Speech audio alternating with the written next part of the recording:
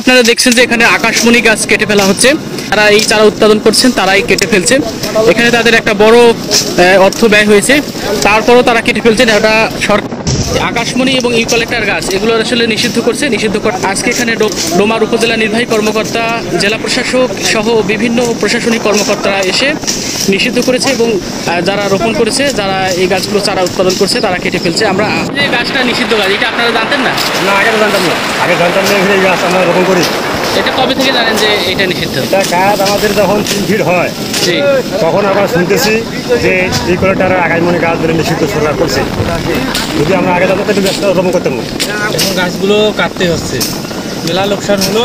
আর এগুলো তো কেউ আর নিয়ে কাটবে না, এই জন্য আমরা গাছগুলো নষ্ট করতেছি। আচ্ছা, আমরা এই চারাগুলো করছি ক্ষতিগ্রস্ত হয়েছি আমরা।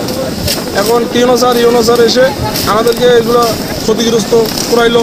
এখন যে আমরা আশ্বাস কিছু অনুদান পাবো বা না পাবো, এটা এত কষ্ট করি, হাজার হাজার টাকা খরচ করি।